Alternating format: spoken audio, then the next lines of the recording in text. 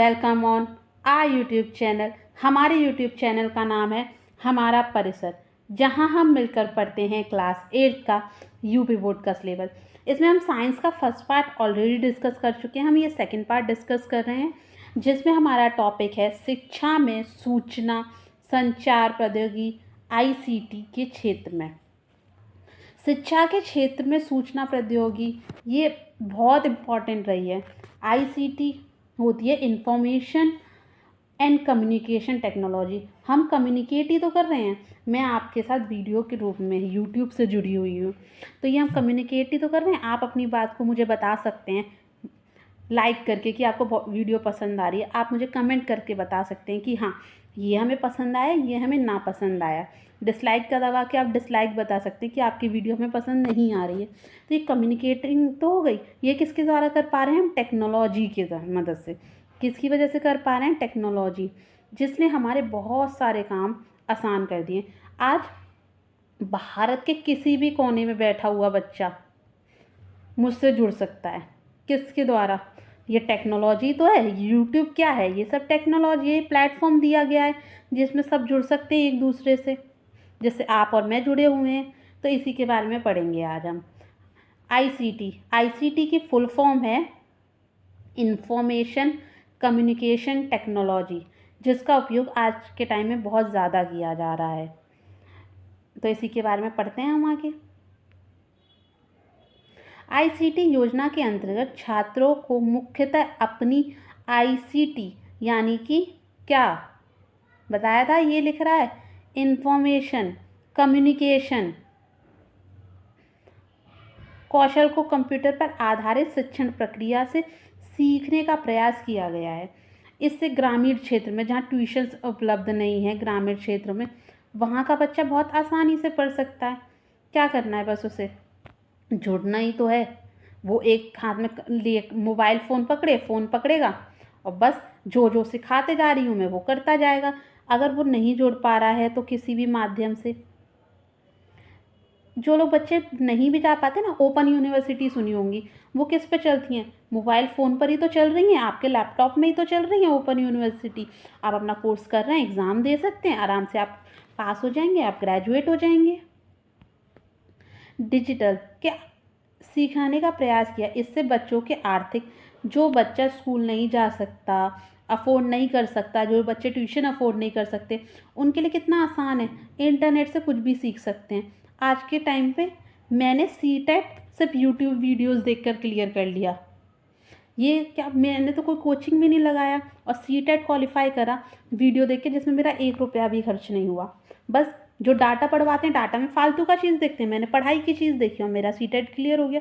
तो बस मेहनत की ज़रूरत होती है बेटा। आजकल आपको कंटेंट तो इतना मिल जाएगा, अगर आप पढ़ना चाहते हैं तो मेरी वीडियो के थ्रू, किसी और की वीडियो के थ्रू आप आराम से पढ़कर पास हो सकते हैं। डीएलएड का कंटेंट मैंने सारा ऑनलाइन पढ़ा है। रिवाइज अन्य भौगोलिक परेशानियां, अपराधों को पार कर शिक्षा देना। जो बच्चे, आप आजकल जेलों में भी ना बच्चों को पढ़ाया जाता है, वहाँ पे शिक्षा ली जाती है। शिक्षा ना एक ऐसा वेपन है जिससे आप हर परेशानी से जूझ सकते हैं बच्चा। शिक्षा का स्तर सुधारने के लिए विशिष्ट शिक्षक, जो उस विषय को पढ़ाने में, उस कला को सिखाने में निपुण हो, जिसमें उन्हें स्पेशलाइजेशन कर रखी हो।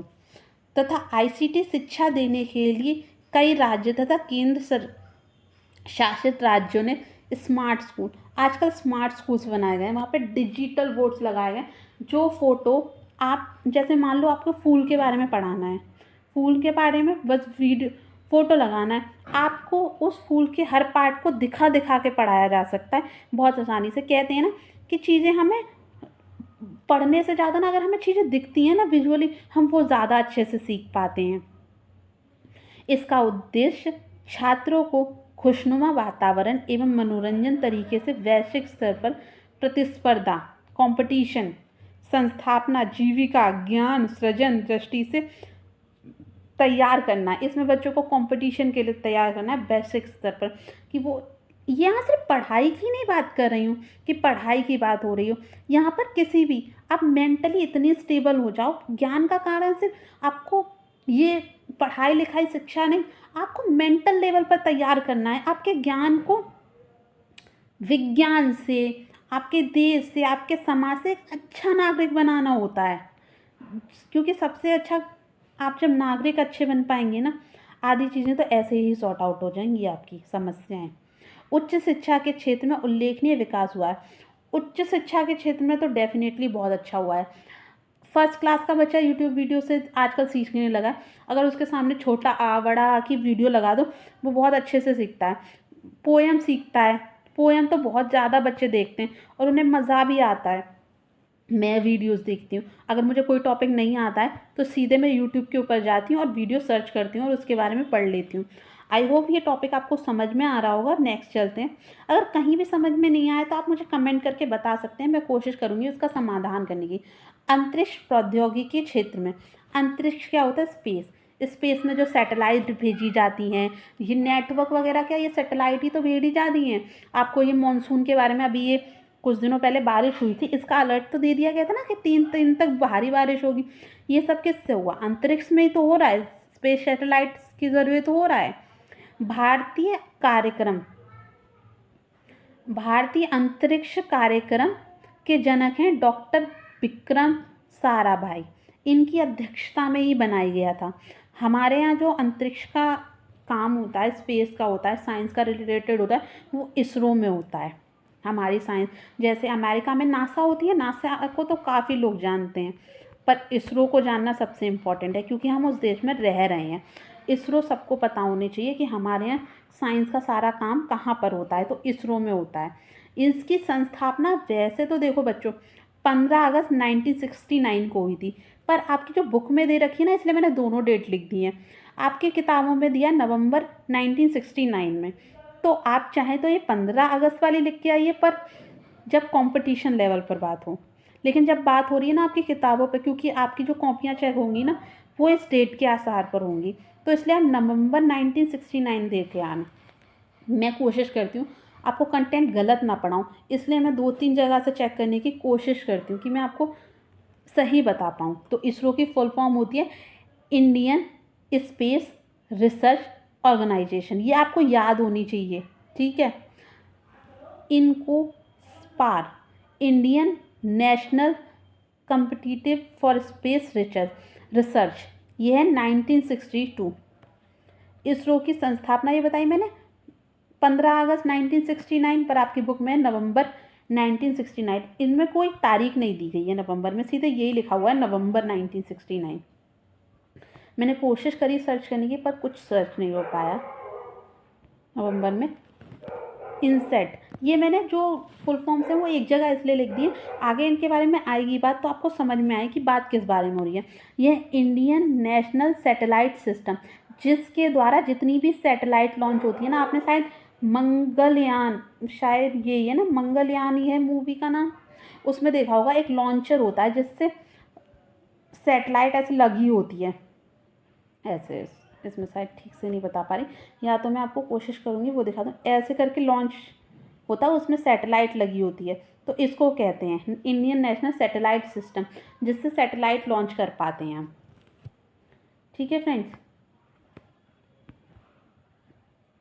उपग्रह, ये IRS, Indian remote sensing satellite. इससे ना इंडियन रिमोट होता है सेंसिंग द सैटेलाइट, जो हमने सैटेलाइट अंतरिक्ष में भेज दी है। जो मान लीजिए अंतरिक्ष है, तो यहाँ पे हमारी सैटेलाइट है, तो ये सैटेलाइट को हमें कनेक्ट भी तो करना होगा। यहाँ बैठ के एक रिमोट होता है जिसमें सब चलता रहता है, उसके ज़रिए हम इसको पावर भी दे सकते हैं, इसको सप्लाई भी कर सकते हैं। इससे जो डाटा आ रहा है उसको फीड करके सही प्रोग्राम करके उसके बारे में बता सकते हैं कि मौसम में क्या परिवर्तन होने वाले हैं, तो इसको कहते हैं IRS। उपग्रह के द्वारा दूरसंचार, दूरदर्शन प्रसार, मौसम विज्ञान, प्राकृतिक आपदाएं, चेतावनियों के लिए IRS प्राकृतिक संसाधनों के सर्वेक्षण के लिए, इससे सर्वेक्षण करता है कि कब भूकंप आने वाला है, कब सुनामी आने वाली है, कब कौन सी आपदा आने वाली है, वर्षा होती है, खूब ज़ोर ज़ोर से वर्षा हो रही है, क्यों हो रही है, कब तक होगी, कितने दिन तक होगी, कहाँ इसका ज़्यादा हो सकता है प्रभाव, कहाँ कम होगा, जिससे कि अगर लोगों को सुरक्षित करना हो तो कर सकें। भूकंप वगैरह आते हैं, कहते हैं जानवरों को पहले पता चल जाता है, तो उससे भी सुरक्षित कर पाते हैं हम लोगों को, जिससे कि जान मान की हानि ज़्यादा ना हो। भारत ने 2 प्रकार के उपग्रह उपग्रह प्रेक्षण यानों की रूपरेखा तैयार की है। Polar satellite launch vehicle, PSLV कहते हैं जिसे। आप ये देख पा रहे हैं पीएसएलवी, ये भू क्षैतिज उपग्रह प्रेक्षण, ये है जीएसएलवी। ये लॉन्च व्हीकल है जिससे कि लॉन्च किया जाता है, ठीक है फ्रेंड्स। पीएसएलवी से हुआ था चंद्रयान। ओके फ्रेंड्स, ये सुदूर संवेदी उपग्रह प्रेक्षित किए गए जाते हैं। चंद्रयान फर्स्ट, मंगलयान, स्ट्रेटोस्टेट, भारत का पहला सौर मिशन, आदित्य L1, ये सब जो हमने अभी तक भेजी है ना सैटेलाइट, उनके नाम हैं। जीएसएलवी से कौन से भेजे गए हैं, इसमें से स्टेट परिवार के उपग्रह जैसे सितंबर 2004 में भूस्थैतिक उपग्रह जीएसएलवी F1, आप शायद आपको दिखे, प्रेक्षित एजुसेट, ये एजुसेट भेजा गया था जीएसएलवी से। याद रखना कब भेजा गया था, सितंबर 2004 में भेजा गया था। ये एजुकेशन के लिए भेजा गया था, ओके, जो उपग्रह शिक्षा के लिए समर्पित था। एडुसेट से समझ रहे हो, एडुकेशन से लिया गया है, सैटेलाइट के लिए सेट लगा दिया गया है। कब, सितंबर 2004 में। किससे भेजा गया था, जीएसएलवी से। पीएसएलवी से कौन से भेजे गए हैं, चंद्रयान, मंगलयान, भारत का पहला सौर मिशन, आदित्य L1। बस इन्हें याद रखना बेटा, ठीक है। कहानी बाकी तो आप लिख दोगे, वो मुझे पता है अच्छे से। नोट, आकाशगंगा के केंद्र के पास दूसरा सबसे बड़ा ब्लैक होल, जो सूर्य से लगभग 1 लाख गुना, लाख देख रहे हैं, सूरज कितना बड़ा है, तो सोचो वो ब्लैक होल कितना बड़ा होगा, सूरज से 1 लाख गुना बड़ा है, जिसकी प्रश्न क्यो यूनिवर्सिटी ने की थी। किस यूनिवर्सिटी ने की, कियो। इसरो द्वारा मंगलयान चंद्रयान फर्स्ट का सफल परीक्षण किया गया। इसरो की सफलताएं हैं ये। क्या, मंगलयान, चंद्रयान किससे भेजा गया था, पीएसएलवी से। बस याद रखना। नेक्स्ट है रक्षा प्रतिरक्षा के क्षेत्र में, रक्षा डिफेंस हमारा, DRDO, defence research and development organisation. स्थापना कब हुई इसकी, 1958 में। DRDO, defence research and development organisation, ये डिफेंस की रिसर्च होती है, जो हमारे परमाणु बम हैं, जो हमारे देश को मिसाइल्स चाहिए होती हैं, जितने भी हथियार, आजकल तो टेक्नोलॉजी वाले हथियार, पहले होती थी भाला तलवार से लड़ाइयाँ हो रही होती थी, अब तो बम फेंको पूरा का पूरा देश सफा। तो ये सब, ये किसी में फेंकने के लिए ऐसा नहीं है कि बस हमें मन कर रहा है फेंक दिया, ये सब अपने पास रखे जाते हैं इसीलिए कि जिससे कि वक्त पड़े तो हमारे काम आए। वरना हमारा देश तो शांति प्रिय देश है, हम किसी पर पहले से आक्रमण नहीं करते हैं। राष्ट्रीय सुरक्षा के क्षेत्र में हमारे देश ने बहुत उन्नति की है। भारतीय राष्ट्र एवं प्रतिरक्षा नीति, प्रतिरक्षा होती है सेल्फ डिफेंस, अगर कोई हम पर आक्रमण करे तो हम डिफेंस कर पाएँ। अंतर्गत अनुसंधान, अनुसंधान का मतलब बताया था ना पहली वीडियो में, रिसर्च एवं विकास यानी डेवलपमेंट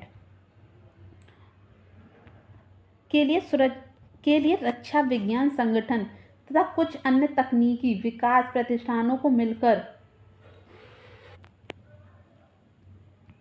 रक्षा अनुसंधान विकास संगठन DRDO का गठन 1958 में किया गया। इसका उद्देश्य सतह पर मार करने वाली मिसाइल, पृथ्वी आधुनिक प्रणालियों से मुक्त युद्ध टैंक, अर्जुन विमानों के लिए फ्लाइट सिमुलेटर, चालक रहित लक्ष्य भेदी विमान, जो चालक के बिना भी चल सकें, बस आप कंप्यूटर से उनको कमांड दो और वो जैसे जहाँ उन्हें टारगेट मिले वो यहाँ पर मिसाइल फेंकें और फूट जाए मिसाइल। ऐसे यंत्रों की भी पूरी तैयारी के साथ है भारत ने। प्रक्षेपास्त्र विकास कार्यक्रम के अंतर्गत बैलिस्टिक प्रक्षेपात आकाश मिसाइल, ब्रह्मोस सुपरसैनिक मिसाइल,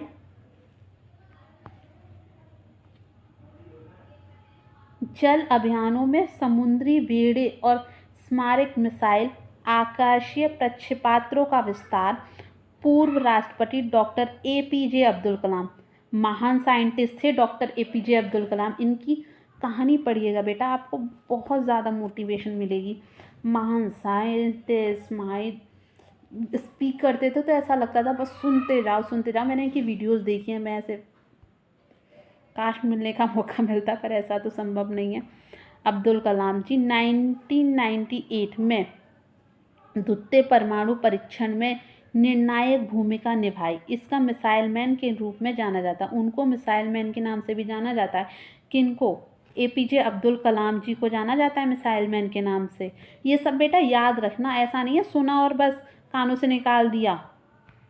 रक्षा के क्षेत्र में आईएनएस कोचिक, आईएनएस अरहित आदि युद्धपोतों का प्रयोग किया जाता है। ये युद्धपोत हैं जिनमें युद्ध में काम आते हैं ये सारे हथियार। ओके फ्रेंड्स, आज के लिए इतना ही रखते हैं।